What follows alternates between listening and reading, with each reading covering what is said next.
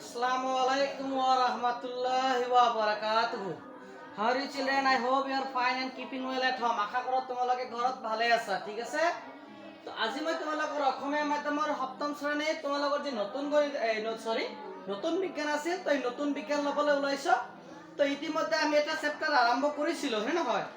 যেনেকা উদ্ভিদৰ কি প্ৰাণী আৰু উদ্ভিদৰ দ্ৰব্যৰ পৰিবহন, হয় নহয়? মানে প্ৰাণী আৰু উদ্ভিদ যে আছে ইয়াৰ যে দ্ৰব্যবিলাক ট্ৰান্সপোৰ্ট কেনেকৈ হয়, মানে এটা ঠাইৰ পৰা যেনেকৈ এটা উদ্ভিদ আছে, হয় নহয়? সাপোজ উদ্ভিদ আছে এটা, ইয়াতে এইটো এটা উদ্ভিদ,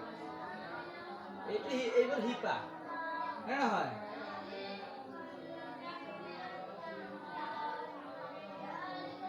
এইটো এটা গছ, সাপোজ এইটো গছ,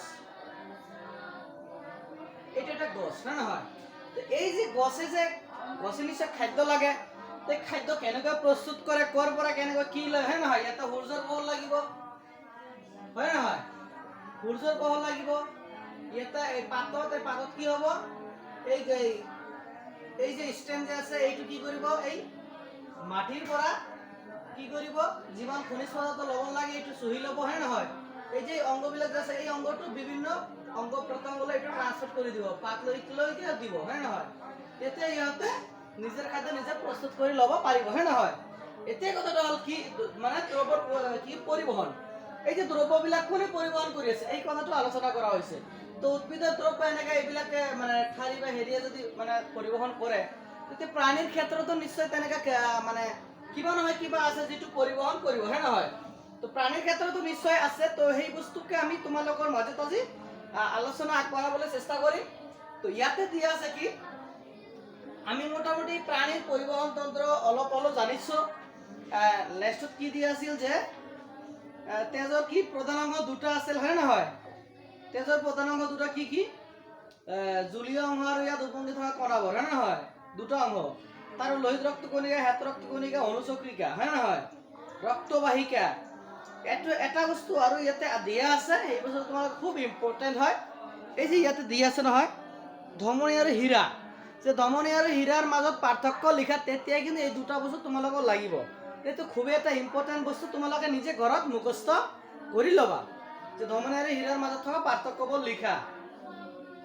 এতিয়া কথাটো হ'ল যে ধমনীৰ দীৰ্ঘচ্ছেদ এইটো দিয়া আছে, এইটো তুমি হালি চকুৰে আমি দেখিব নোৱাৰো, মাইক্ৰস্কোপৰ প্ৰয়োজন আছে, অনুবীক্ষণ যন্ত্ৰ, তেতিয়া এই বস্তুবিলাক ক্লিয়াৰলি আমি চাব পাৰিম।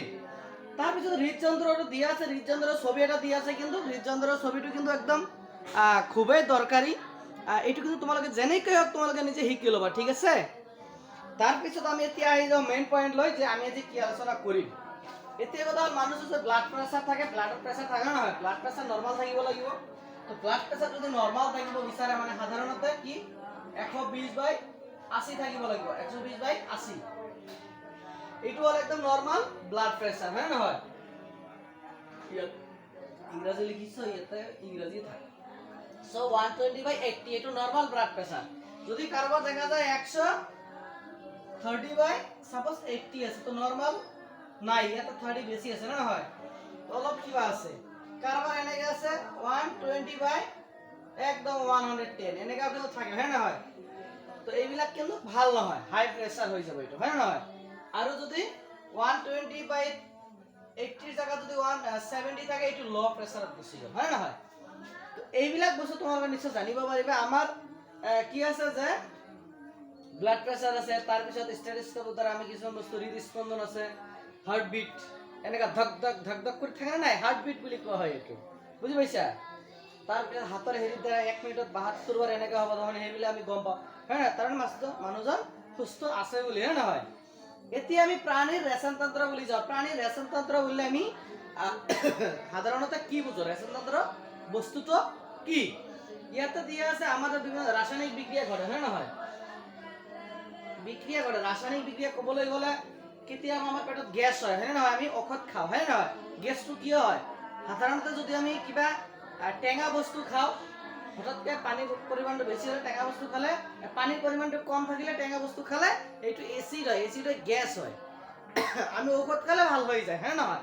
এইটো কি ৰাসায়নিক এটা বিক্ৰিয়া।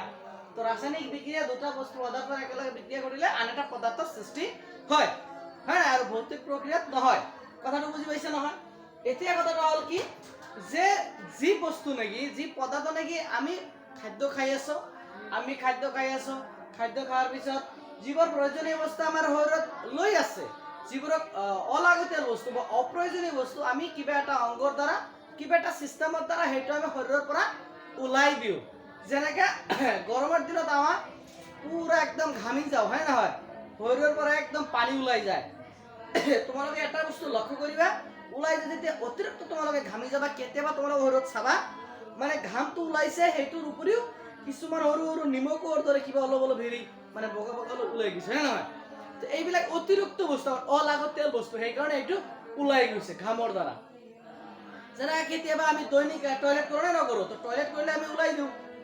টয়লেট কৰোঁ যিমানখিনি কৰোঁ এইখিনি আমাৰ অলাগতিয়াল বস্তু, অপ্ৰয়োজনীয় বস্তু, সেইটো মানে ওলাই দিওঁ। তো এইবোৰ বস্তুটো এই বস্তুটো কি কয়, কি চিষ্টেমেৰে কৰা হয়?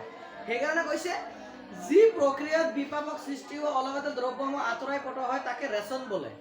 মানে যি প্ৰক্ৰিয়াৰ দ্বাৰা, যি চিষ্টেমৰ দ্বাৰা এই বস্তুবিলাক আঁতৰাই দিয়া, শৰীৰৰ পৰা অলাগতিয়াল বস্তুবিলাক আঁতৰাই দিয়া হয়, বাহিৰ কৰি দিয়া হয়, এই বস্তুটো কি বুলি কোৱা হয়? ৰেচন বুলি কোৱা হয়। আৰু তন্ত্ৰ বুলি ক'বলৈ গ'লে এই ৰেচনৰ দ্বাৰা, এই ৰেচনত কি কি অংগ ব্যৱহাৰ কৰা হয়, হয় নাই? খাদ্য নলী আছে, কিবা কিবি আছে, হয় নহয়? কি কি অংগ ব্যৱহাৰ কৰা হয়, সেই অংগবোৰক তন্ত্ৰ বুলি কোৱা হয়। এই টুগেদাৰ দুটা মিলি ৰেচন তন্ত্ৰ বুলি কোৱা হয়। যে যি অংগৰ দ্বাৰাই আমাৰ শৰীৰত থকা অলাগতিয়াল বস্তুবোৰ আমি ওলাই দিওঁ বা অপ্ৰয়োজনীয় বস্তুবোৰ আমি ওলাই দিওঁ, সেই মানে চিষ্টেমটোক বা প্ৰক্ৰিয়াটোক কি বুলি কোৱা হয়? ৰেচন তন্ত্ৰ বুলি কোৱা হয়। বুজি পাইছা? নেক্সটত আমি আহি যাওঁ মানুহৰ ৰেচন। মানুহৰ ৰেচন তন্ত্ৰ মানে মানুহৰ কেনেকৈ হয়, মানে কথাটো মই ক'লো, এইটো মানুহৰে কথা ক'লো, তথাপিও আমি ভালদৰে জানিবলৈ চেষ্টা কৰোঁ। মানুহে হাওঁফাওঁৰ জৰিয়তে কাৰ্বন ডাই অক্সাইড বৰ্ধিত পদাৰ্থৰ পৰা আঁতৰাই পঠাই দিয়ে। এতিয়া কথাটো হ'ল কাৰ্বন ডাই অক্সাইড আমি উশাহ নিশা লওঁ নহওঁ, আমি নি আছোঁ, অক্সিজেন লৈ আছোঁ, কাৰ্বন ডাই অক্সাইড এৰি আছোঁ না, এইটো কিহৰ সহায়ত কৰি আছোঁ? আমাৰ হাওঁফাওঁৰ সহায়ত, হয় নহয়? হাওঁফাওঁৰ সহায়ত আমি লৈ আছোঁ, এৰি দি আছোঁ, হয় নহয়? তো লৈ আছোঁ, এৰি দি আছোঁ, এইটো কি আমাৰ ৰেচন প্ৰক্ৰিয়া, ৰেচন। কিন্তু নলী মানে কি তন্ত্ৰৰ দ্বাৰা কৰিছে? হাওঁফাওঁ এটা তন্ত্ৰ, হাওঁফাওঁৰ দ্বাৰা কৰি আছে, হয় নহয়? তো এই যে শ্বাস প্ৰশ্বাসটো কাৰ দ্বাৰা হয়? শ্বাস প্ৰশ্বাস তন্ত্ৰটো কাৰ দ্বাৰা মানে প্ৰক্ৰিয়াটো সম্পন্ন কৰা হয়? আমাৰ হাওঁফাওঁৰ দ্বাৰা সম্পূৰ্ণ কৰা হয়, হয় নহয়? তেনেকৈ বহুতো উদাহৰণ আছে, তোমালোকে কিতাপটো ভালদৰে পঢ়িলে নিশ্চয় পাবা। আমি বেছি নাযাওঁ। তো নেক্সটত আমি কি দি আছে ইয়াতে তোমালোকে চোৱা। আমি ঘামক ইয়াতো দিছে, আমি কিয় ঘামো? আমি শৰীৰৰ ঘামৰ মাজত কেতবোৰ অলাগতিয়াল দ্ৰব্য ওলাই যায়। গৰমৰ দিনত ঘাম বেছিকৈ ওলায়। ছালত থকা ঘৰ্ম গ্ৰন্থিবোৰৰ কাৰ্যত সহায় কৰে। ঘামৰ সৈতে নিমখো ওলাই বাবে গৰমৰ দিনত পিন্ধা কাপোৰত বোকা দাগ বহে। ঘামে শৰীৰটো ঠাণ্ডা হোৱাত সহায় কৰে। এতিয়া কথাটো হ'ল কেতিয়াবা আমি অতিৰিক্ত ঘামি যাওঁ, অতিৰিক্ত ঘামি যোৱাৰ পিছত অলপ পিছত আমাৰ শৰীৰটো অলপ ঠাণ্ডা ফিল হয়, নহয়?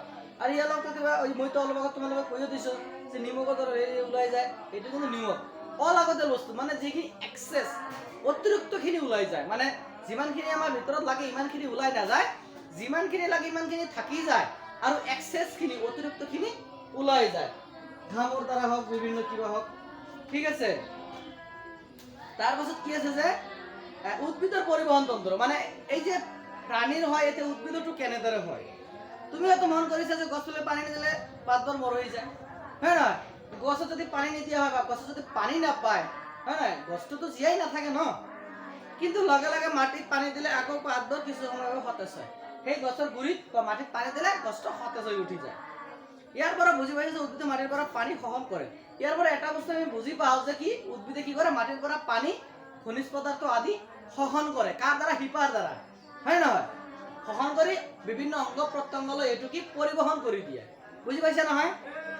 তাৰপিছত যিমানে দীঘল গছ নহওক উদ্ভিদে মাটিৰ পৰা শোষিত পানী আৰু খনিজ লৱণ গছৰ আগভাগলৈ পৰিবাহিত কৰে। উদ্ভিদে শিপাৰে মাটিৰ পৰা পানী আৰু লৱণ শোষণ কৰে। এই পানী আৰু লৱণ জাইলেম নামৰ এবিধ কলাৰে পাত লৈ যায়। জাইলেম আৰু ফ্লোয়েম। তো জাইলেম কলাই কি কৰে? যে এই যে খনিজ লৱণ পানী শিপাৰ পৰা লৈ উদ্ভিদৰ বিভিন্ন অংগলৈ পৰিবহন কৰে। এই যে শিপাৰ ইয়াৰ পৰা যে ল'ব, এই জাইলেম বিলাক ইয়াতে থাকে, বিশিষ্ট এই জাইলেম বিলাক ইয়াতে থাকিব, ইয়াৰ পৰা ল'ব, লৈ এই বিভিন্ন অংগবিলাকত এইটো ট্ৰান্সপোৰ্ট পৰিবহন কৰি দি দিব, ক'ত কিমান লাগে। বুজি পাইছা নহয়? তাৰপিছত পাত হ'ল চালক সংশ্লেষণ অংগ। চালক সংশ্লেষণ মানে য'ত খাদ্য প্ৰস্তুত কৰা হয়। পত্ৰহৰিতৰ ক্লৰোফিলৰ উপস্থিতি সূৰ্যৰ পোহৰত কাৰ্বন ডাই অক্সাইড আৰু পানীৰ পৰা পাতত খাদ্য উৎপন্ন হয়। এই প্ৰক্ৰিয়া হ'ল চালক সংশ্লেষণ। গ্লুকোজ হিচাপে প্ৰস্তুত হোৱা খাদ্য ফ্লোয়েম নামৰ কলাৰ দেহত বিভিন্ন অংগলৈ যায়। এতিয়া ধৰক খাদ্যটো ইয়াতে প্ৰস্তুত হৈছে, ইয়াতে লাগে 1 কেজি, ইয়াতে 1 কেজি খাদ্য লাগে, ইয়াতে উদ্ভিদ প্ৰস্তুত হৈছে 2 কেজি। তো 1 কেজি বেছি হলে বেছিখিনি কি কৰিব, এইটো বিভিন্ন অংগলৈ ট্ৰান্সপোৰ্ট কৰি এটা থৈ দিব পিছৰ সময়ৰ কাৰণে। কোনে থৈ দিব, এইটো ফ্লোয়েম কলা। জাইলেম নহয়, এইটো ফ্লোয়েম কলাৰ কাম। জাইলেম এটি দিশত পানী আৰু দ্ৰৱীভূত হৈ থকা দ্ৰব্য প্ৰেৰণ কৰে। জাইলেমৰ মাজৰ ৰসৰ ঊৰ্ধ্বমুখী গতি ৰসোত্তোলন বলে। হ্যাঁ, তাৰা ফ্লোয়েম বিভিন্ন খাদ্য দ্ৰব্য প্ৰেৰণ কৰে একে খাদ্যেৰ স্থানান্তৰ বলে। এই এনেদৰে খাদ্যেৰ স্থানান্তৰ যেটা কোৱা হয়, এইটো খাদ্যেৰ স্থানান্তৰ বলে। তাৰপিছত কি দিয়া আছে যে উদ্ভিদৰ বৰ্জিত দ্ৰব্যৰ অপসাৰণ কেনেদৰে। চালক সংশ্লেষণ প্ৰক্ৰিয়াত উদ্ভিদে অক্সিজেন এৰি দিয়ে। এতিয়া এটা হ'ল ইয়াতে মানুহ আছে, এটা সাপোজ মইতো আঁকিব নোৱাৰো, এইটো আঁকিবলৈ চেষ্টা কৰি আছো, ঠিক আছে হয় নহয়। যেনেকৈ এটা এটা মানুহ সাপোজ এতিয়া কি কার্বন ডাই অক্সাইড কি এৰি দি আছে, গছে লৈ আছে, আৰু অক্সিজেন গছে এৰি দি আছে, মানুহজন লৈ আছে। অক্সিজেন গছৰ পৰা লৈ আছে আৰু গছে মানুহৰ পৰা কি লৈছে, কাৰ্বন ডাই অক্সাইড লৈ আছে, হয় নহয়। তো এই যে বস্তুটো তাৰ মানে কি আছে, ইউক্যালিপটাছ সরল গছ তথা রবর গছে বিষাক্ত বর্জিত দ্রব্য তেল রবর রেজিন হিসাবে অপসারণ করে। ইউক্যালিপটাছ এটা গছৰ নাম হয়, সৰল গছ বা ৰবৰ গছ এটা মানে এইবিলাক গছৰ নাম হয়, উদ্ভিদৰ নাম হয়। তো এইবিলাক কি কৰে যে ৰবৰ গছে বিষাক্ত বৰ্জিত দ্ৰব্য যেনেকে ৰবৰ ৰেজিন হিসাবে অপসাৰণ কৰে। মানে ৰবৰ ওলায়, ৰবৰ গছৰ পৰা রবর পাওঁ না, এইটো কি আমি যেনেকে এইটো ওলাই যাওঁ অলগতে বস্তু ওলাই দিয়ে, তো সেই গছবিলাক মানে অলগতে বস্তুবিলাক ওলাই দিয়ে, কিন্তু সেইটো আমাৰ লগৰ কাৰণে মানে বিভিন্ন কামত লাগে। ৰবৰৰ পৰা আমি ৰবৰ পাওঁ, হয় নহয়। উদ্ভিদে প্ৰচ্ছেদন প্ৰক্ৰিয়াৰ সহায়ত অতিৰিক্ত পানীখিনি উলিয়াই দিয়ে। প্ৰচ্ছেদন বুলি ক'লে কাক বুজাব। এতিয়া যদি মই প্ৰচ্ছেদন বুলি তোমালোকক ক'বলৈ যাওঁ, সাধাৰণ এটা উদাহৰণ তোমালোকক দি আছো। তোমালোকে এটা কাম কৰিবা, যেনেকৈ ইয়াতে আছে, ইয়াতে বিভিন্ন পাত আছে, ঠিক আছে। ইয়াতে বিভিন্ন পাত পাবা, তোমালোকে এনেকে বিভিন্ন পাত পাবা, হয় নহয়। তো ইয়াতে সেম তেনেকা পাত পাবা, তো ইয়াতে তোমালোকে সেম তেনেকা পাত পাবা। তো এই পাত বিলাকক তুমি যদি এটা প্লাষ্টিকের মোনাৰে এনেকে ঢাকি দি ইয়াতে বান্ধি দিছা, কিছু সময় পিছত তুমি চাবা, 1 ঘন্টা 1.5 ঘন্টা পিছত অলপ সময় ৰ'দত থোৱাৰ পিছত তুমি চাবলৈ পাৰিবা এই প্লাষ্টিকেৰ ইয়াতে ফুটা কিবা এটা পানীৰ এটা টোপ পৰিছে। এই যে পৰিছে যে এইটো কি বুলি কয়, এইটো প্ৰচ্ছেদন, উদ্ভিদৰ প্ৰচ্ছেদন বুলি কোৱা হয়। তাৰ মানে উদ্ভিদৰ অতিৰিক্ত যে পানীখিনি আছে, এই বস্তুটো এই পাতৰ সহায়ত এৰি দিছে। তোমালোকে নিজে ঘৰত কৰিব পাৰিবা, ঠিক আছে। তো প্ৰচ্ছেদনৰ গুৰুত্ব বুলি ক'বলৈ গ'লে কি আছে, প্ৰচ্ছেদনৰ ফলত উদ্ভিদৰ অতিৰিক্ত পানী অপসাৰণ হয়। ই গছজোপাক শীতল কৰি ৰাখে বা ঠাণ্ডা কৰি ৰাখে। প্ৰচ্ছেদনৰ বাবে উদ্ভিদৰ দেহত ঊৰ্ধ্বগামী সহন বলৰ উদ্ভৱ হয়। আনহাতে অতিৰিক্ত প্ৰচ্ছেদনৰ ফলত গছৰ মৃত্যু হ'ব পাৰে। অতিৰিক্ত প্ৰচ্ছেদন মানে বেশিৰভাগ যেনেকৈ বান্ধি থৈ দিওঁ, সকলোবিলাক পানী এৰি দিব লগা হয়, তেতিয়াতো মৃত্যু হ'ব পাৰে না, হয় নহয়। তো বাকী আৰু কি আছে ইয়াতে, বিশেষ একো নাই ইয়াতে। তো কোৱেশ্চন আনসাৰ যিবিলাক আছে আমি তোমালোকক পিছত দিবলৈ চেষ্টা কৰিম।